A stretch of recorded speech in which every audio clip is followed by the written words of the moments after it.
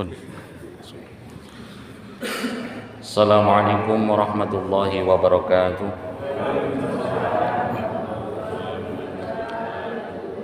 Innal hamdalillah nasta'inuhu wa nastaghfiruh wa na'udzu billahi min shururi anfusina wa min sayyiati a'malina. May yahdihillahu fala mudilla lahu wa may yudlil fala hadiya lahu.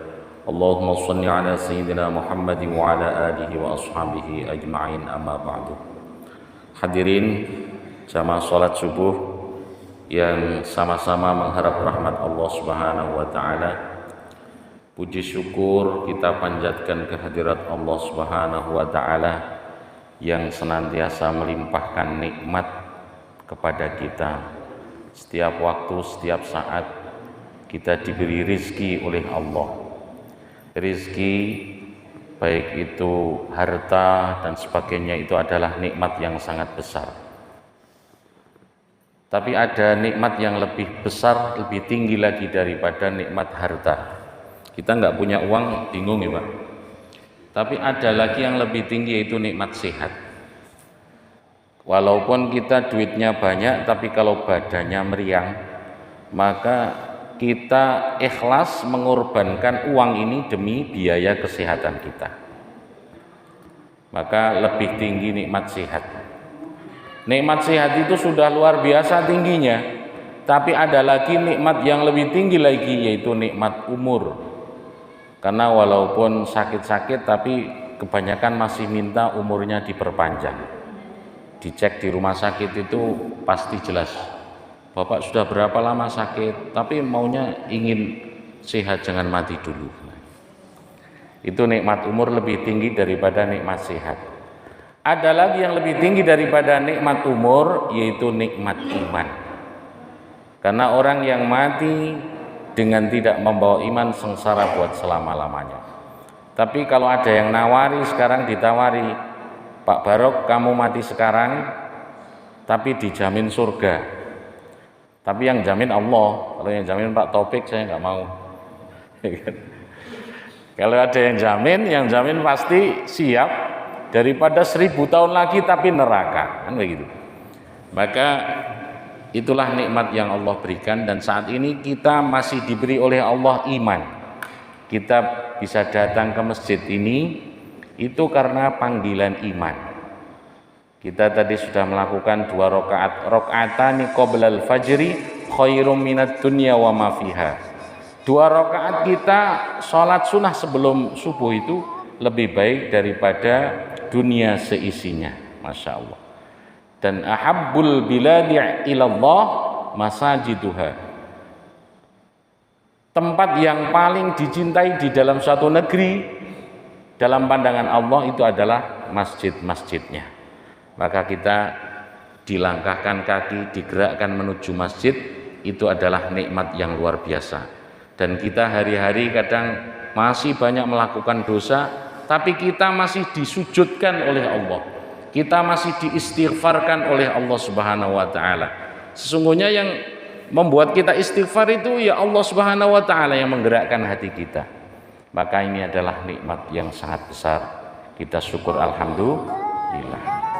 Bapak Ibu hadirin yang saya muliakan, topik kita karena ini bulan puasa tentunya yang hubungannya dengan puasa, dengan yang namanya maksudnya puasa bagaimana. Kita ini makhluk yang dibedakan dengan makhluk yang lain. Allah ciptakan malaikat itu Bapak Ibu sekalian dengan akal. Tapi malaikat enggak diberi nafsu oleh Allah Subhanahu wa taala. Nafsu itu keinginan. Malaikat enggak punya keinginan pengen enak-enak, enggak ada. Maka malaikat itu sekali sujud aja, rukuk enggak kepingin istirahat, enggak kepingin apa. Karena memang diciptakan untuk itu. Nabi Adam itu pernah gundah gulana, sedih hatinya. Karena Nabi Adam ini kan utusan Allah. Tapi melihat manusia banyak yang nggak kenal Allah. Allah ini kan yang menciptakan, Allah yang memberi rizki, Allah yang memberikan segala-galanya. Kok manusia pada nggak kenal? Maka Nabi Adam ini sedih. Kayak misalnya ada Pak Presiden datang ke Rimbo Bujang ya, datang ke Rimbo Bujang dengan ajudannya, lewat jalan 8 sini, di depan sini kok ada yang tanya, nggak kenal ini sama Presiden, mau nderes Lik, mau ngarit Lik, maka ajudannya ini sedih, gimana ini seorang presiden kok cuman ditanya mau nderes. Inilah kesedihan yang dialami oleh Nabi Ibrahim alaihissalam, sehingga Allah Subhanahu wa taala hibur beliau, dibuka alam malakut dan beliau melihat triliunan malaikat sedang bersujud, sedang berrukuk kepada Allah Subhanahu wa taala. Maka hatinya jadi tentram kembali. Nah, malaikat ini diciptakan tidak ada nafsu, diberikan akal saja oleh Allah taala. Kemudian binatang ini Allah Subhanahu wa taala ciptakan diberi nafsu tapi tidak diberi akal. Keinginannya ada tapi akalnya nggak ada, sehingga apapun keinginan binatang ya langsung turuti gitu saja karena nggak ada akal. Manusia ini diberi nafsu oleh Allah dan diberi akal. Nafsu ini keinginan-keinginan, mau makan enak, mau tidur nyenyak, mau punya istri banyak. Nah, ini namanya nafsu, keinginan-keinginan. Keinginan ada, akal juga ada. Maka dengan akal inilah manusia, kalau akal ini diisi dengan ilmunya ilmu pengetahuan dan teknologi, manusia yang tidak punya sayap bisa terbang lebih tinggi daripada burung-burung. Dengan ilmu ini, manusia yang tidak punya insang bisa menyelam dengan ikan-ikan. Ini karena akal manusia. Dan dulu manusia ini rumahnya masih gubuk riot, sekarang sudah gedong mangkrong-mangkrong. Masjid ini belum lama juga baru didirikan ya kan. Sekarang sudah nampak bagus. Ini karena ada akal manusia. Nah, akal ini tugasnya adalah mengendalikan nafsu ini. Kalau akal ini diisi dengan ilmu agama, dia bisa membedakan mana yang benar, mana yang salah. Kalau binatang, kambing, sapi dan sebagainya menginginkan cewek, wanita, langsung aja karena nggak punya akal. Akalnya diisi nggak bisa, dia cuma punya insting aja, perasaan aja. Tapi akalnya diisi nggak bisa. Sehingga kambing itu nggak bisa membedakan ini halal, ini haram. Nah, manusia akalnya diisi, keinginannya harus tunduk. Ini ada buah, saya ingin makan pelem atau mangga ini, tapi ternyata ini mangga orang, mangga tetangga. Maka akalnya bilang, itu mangganya orang mas, gak boleh kamu makan kecuali kalau kamu minta izin dulu. Maka keinginannya harus ditahan karena menuruti nasihat daripada akal. Nah, itulah manusia kehebatannya seperti itu.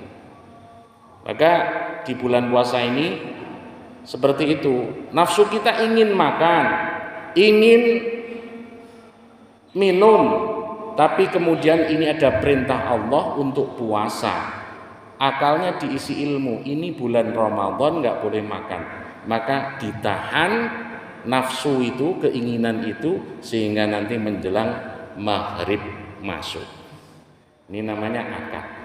Dan nafsu ini akan selamat manakala nafsu itu mengikuti apa yang diperintah oleh Allah Subhanahu wa taala. Sehingga baginda Nabi sallallahu alaihi wasallam bersabda, la yu'minu ahadukum hatta yakuna hawahu taba'an lima ji'tu bih. Tidak beriman salah satu dari kamu sekalian sebelum hawa nafsunya itu mengikuti apa yang aku bawa, mengikuti agama yang aku bawa. Agama itu harus dicerna dengan akal, ya kan? Ini perintah, ini larangan, ini maksiat, ini mungkar, ini harus dicerna dengan akal.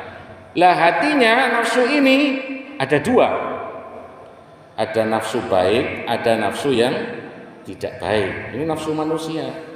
Manusia kepingin sesuatu yang haram. Ini nafsu namanya. Ada amarah, ada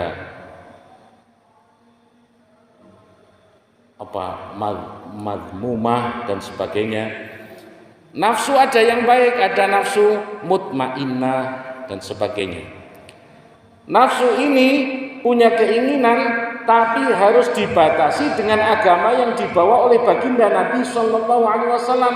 Keinginan apapun, ini benar apa tidak, ini salah apa benar, ini hak atau batil. Kalau ini hak, nafsunya leren. Kalau ini benar, jalan terus. Itu kalau nafsunya kalah dengan akalnya. Ada orang yang akalnya ada, ilmunya ada, tapi nafsunya terlalu kuat, akalnya nggak bisa menahan. Itulah yang namanya berontak nafsunya, kan itu. Maka nafsu kita harus ditata sebaik mungkin. Dan kata Imam Al-Ghazali, Imam Ghazali ini tokoh tasawuf. Beliau ini namanya Abu Hamid Muhammad bin Muhammad bin Muhammad. Jadi beliau namanya Muhammad, ayahnya namanya Muhammad, kakeknya namanya juga Muhammad. Saking senangnya dengan nama Muhammad. Beliau membagi ikhlas itu menjadi 3 keinginan itu. Ikhlas itu menjadi 3. Yang pertama adalah ikhlasul awam, ikhlasnya orang awam. Bagaimana ikhlasnya orang awam? Ikhlasnya orang awam adalah dia melakukan sesuatu bukan karena manusia, tapi dia melakukan sesuatu kebaikan karena ingin masuk surga. Dia ingin menghindar dari maksiat karena takut neraka. Atau dia melakukan sesuatu kebaikan supaya diberi kebaikan oleh Allah di dunia. Misalnya saya mau baca Waqiah tiap malam biar rezekinya lancar. Ini tergolong ikhlas. Tergolong sudah ikhlas, tapi ikhlas yang tingkat awam karena masih dunia. Atau saya ingin sholat biar masuk surga. Ini sudah ikhlas, ini sudah ikhlas. Tapi kan masih nafsu ini, Pak. Nafsu apa? Biar masuk surga. Surga itu kan keinginan nafsu kita. Enak, biar saya enak di surga, biar saya nggak disiksa nanti oleh Allah. Ini yang pertama adalah ikhlasul khawas, ikhlasul awam, orang awam. Kemudian yang kedua adalah ikhlasnya khawas, orang khusus. Maksudnya bagaimana? Dia melakukan sesuatu sudah tidak mengharap surga, nggak neraka, nggak ingin rezeki banyak ataupun biar lancar urusannya, enggak, tapi dia melakukan sesuatu untuk mencari ridho Allah. Dia enggak mencari ridho manusia. Mau manusia ridho atau tidak silahkan, yang penting Allah ridho. Saya mau sedekah ya Allah biar engkau senang kepada saya. Nah ini masih kepada saya ini, biar engkau senang kepada saya. Akhirnya kan kalau engkau senang kepada saya kan nanti jadi enak, kan begitu. Ini ikhlas tingkat yang sedang. Nanti kalau pujian manusia ini sudah bukan golongan ikhlas ya. Saya mau sholat biar dikatakan alim, saya mau baca Quran biar dikatakan qori, saya mau sedekah biar dikatakan dermawan. Ini bukan kelas ikhlas lagi kalau karena manusia. Tapi tingkatan ikhlas tadi adalah karena Allah, ini yang tingkat kedua ini, karena mengharap pujian dari Allah, karena biar Allah senang, Allah ridho kepada saya. Kalau Allah ridho keluarga saya pasti tentram, kalau Allah ridho hidup saya pasti mudah, kalau Allah ridho urusan-urusan saya insya Allah gampang, mencari ridho Allahnya itu. Kemudian yang ketiga adalah khawasul khawas, yaitu khususnya orang-orang khusus. Bagaimana ikhlasnya orang yang khawasul khawas ini? Dia melakukan segala sesuatu karena Allah. Karena Allah. Kenapa kamu sholat? Karena Allah perintah sholat, saya sholat. Ini itu saja. Kenapa kamu kok sholatnya kok sujud? Karena Allah memerintahkan saya sujud. Kalau kamu suruh nyemplung api, mau. Kalau Allah yang perintah ya mau saja, tapi kan nggak mungkin, kan itu ya. Jadi ini pokoknya karena Allah saja, karena Allah perintah ya saya ikut taat. orang yang taat ini nggak pikir panjang, pokoknya ini perintah laksanakan saja. Inilah ikhlasnya khawasul khawas. Jadi tadi yang kategori yang pertama ini masih dalam hitungan kita ini amal, tapi ingin kita itu senang. Nah, itulah amal yang masih nafsu. Tapi ini termasuk golongan ikhlas. Jangan salah paham nanti. Jadi nggak boleh mengharap surga, takut neraka. Boleh saja. Tapi bisa ditingkatkan lagi menjadi yang lebih baik. Lah Bapak Ibu sekalian, nafsu kita ini innan nafsa la ammaratum bisu. Sesungguhnya nafsu itu banyak mengajaknya kepada kejelekan-kejelekan. Nafsu ini keinginan manusia, kalau kita koreksi banyak jeleknya lah keinginan kita ini. Maka yang harus banyak berfungsi adalah akalnya ini diisi ilmu, sehingga akalnya selalu mengendalikan daripada nafsu. Akal diisi ilmu, nafsu ini di hati ya, hatinya diisi dengan iman dengan ilmu baru klop kan itu. Imannya di hati, ilmunya di akal kita akan selalu menasihati daripada hati, tapi hati sendiri juga harus diisi dengan adanya keimanan, sehingga nantinya apa yang dilakukan hati ini cenderung nafsu mutmainnah, cenderung nafsunya itu nafsu yang baik-baik, tidak hanya nafsu yang buruk-buruk. Nah kemudian ketika Allah Subhanahu wa ta'ala menciptakan akal dulu, Allah ciptakan akal. Setelah diciptakan oleh Allah akal ini, akal ditanya oleh Allah, ya aqlu man ana wa man anta. Hei akal, kamu ini siapa dan saya siapa? Maka akal langsung menjawab, anta rabbi wa ana abduka. Engkau adalah Tuhanku dan saya adalah hambamu ya Allah. Nah ini akal. Lalu Allah menciptakan nafsu. Nafsu ini begitu diciptakan ditanya oleh Allah, ya nafsu man ana wa man anta. Siapa kamu, siapa saya? Maka nafsu menjawab, ana anta gitu. Saya ya saya, kamu ya kamu. Ini sama Allah ini bahasanya kurang ajar nafsu ini. Maka disiksa oleh Allah di dalam neraka panas selama 1000 tahun. Setelah 1000 tahun diangkat, ditanya lagi, ya nafsu man ana wa man anta. Siapa kamu dan siapa saya? Nafsu masih menjawab, ana anta, saya kamu. Wah. Dimasukkan lagi ke neraka dingin selama 1000 tahun. Diambil lagi, ditanya lagi, masih jawabannya ana anta. Kemudian dimasukkan ke neraka lapar dan haus. Ini selama 40 hari saja. Di situ sudah ampun, kemudian diambil, ditanya lagi, ya nafsu man ana wa man anta. Siapa saya, siapa kamu? Ana abduka wa anta rabbi. Saya adalah hambamu dan engkau adalah Tuhan saya. Maka inilah lemahnya nafsu ini ternyata dengan lapar dan haus. Jadi kita dilatih berpuasa ini untuk melemahkan nafsu. Kalau orang itu jadi ini mangkathuro akluhu kathuro surbuhu. Siapa yang banyak makannya maka banyak minumnya. Wa mangkathuro surbuhu kathuro lahmuhu. Barang siapa yang banyak minumnya, banyak makannya maka banyak kathuro naumuhu, banyak tidurnya. Wa man kathura naumuhu kathurat lahmuhu. Siapa yang banyak tidur, banyak makan, banyak minum maka banyak dagingnya, gemuk-gemuk jadinya. Wa man kathura lahmuhu kathurat syahwatuhu. Siapa yang banyak dagingnya itu biasanya loh ya, nih mohon maaf saya juga gemuk ini. Siapa banyak dagingnya maka banyak besar syahwatnya, keinginannya banyak. Kita ini banyak keinginan kalau gemuk itu. Jadi pengennya tidur, habis tidur makan rokok, ini itu kan. Nah, apalagi ibu-ibu Ibu-ibu ini nafsunya 9, Bu.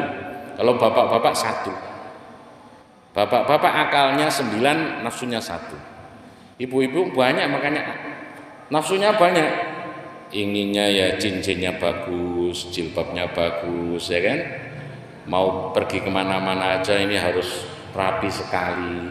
Kalau bapak-bapak peci menceng aja nggak tahu, kadang kan sarung bolong nggak terasa, biar aja. Ibu-ibu ini pengennya itu, keinginannya banyak, makanya. Wa man kathurat syahwatuhu kathurat dunubuhu. Siapa yang banyak syahwatnya, besar nafsunya ini, maka banyak dosanya. Wa man kathurat dunubuhu qasa qalbuhu. Siapa yang banyak dosanya, maka keras hatinya. Keras hatinya. Wa man qasa qalbuhu kana finnar. Siapa yang keras hatinya, maka kebanyakan neraka. Ini berdasarkan dari makan ini. Orang keras hati ini enggak mempan nasihat, sombong gitu.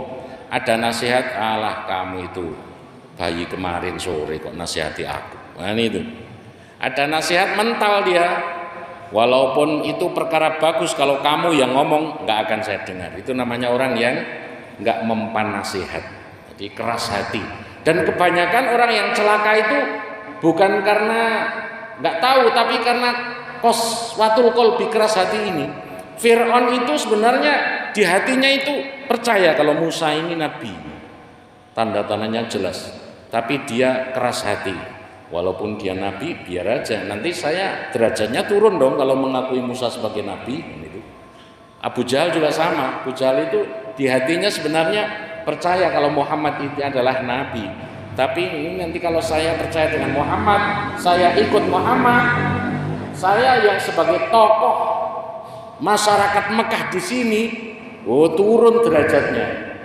Maka akhirnya Abu Jahal menutup hatinya, qasa qalbu tadi, keras hatinya, akhirnya enggak masuk Islam dan mati dalam keadaan kafir. Maka mudah-mudahan kita diberi hati yang lembut, yang lunak ya, dengan sebab puasa ini. Semoga Allah Subhanahu wa taala sedikitkan nafsu. Kalau nafsu ini selama orangnya masih hidup enggak akan mati, dia tetap akan hidup. Tapi paling tidak dengan kita berusaha menahan lapar dan dahaga ini, mudah-mudahan Allah Subhanahu wa taala akan agak kendorkan nafsu kita. Kalau nafsunya kendor, keinginannya sedikit, maka insya Allah kita akan menjadi orang yang menjadikan akal sebagai dominan yang mengendalikan diri kita. Saya kira demikian bapak-bapak dan ibu-ibu. Sudah cukup ya Pak Imam? Yang saya sampaikan semoga ada manfaatnya, barokah dunia dan akhirat. Kita mudah-mudahan tergolong orang yang juga memakmurkan masjid-masjid Allah, ya kan? Nah, innama ya'muru masajidallah man amana billahi wal yaumil akhir. Sesungguhnya orang-orang yang bisa memakmurkan masjid-masjid Allah. Ini bukan hanya satu masjid loh, Pak. Masjid-masjid Allah. Jadi di samping Thoriqul Hidayah, yang mikir yang lain juga ini, Pak Imam. Makanya fikir masjid itu bukan hanya satu masjid. Pasti kata-katanya jamak. Siapa yang memakmurkan masjid-masjid Allah hanyalah orang yang beriman. Barang siapa yang beriman, sesungguhnya yang bisa memakmurkan masjid-masjid Allah itu hanyalah orang-orang yang beriman kepada Allah dan hari akhir. Nah ini, jadi yang bisa memakmurkan masjid Allah hanya orang yang beriman. Kalau nggak beriman, nggak akan mampu memakmurkan masjid Allah Subhanahu wa taala. Ini semua karena dorongan iman. Mudah-mudahan ditetapkan iman kita sampai akhir hayat kita. Amin ya rabbal alamin. Demikian akhirul kalam, aqulu qouli hadza wa astaghfirullahal azim li wa lakum. Assalamualaikum warahmatullahi wabarakatuh.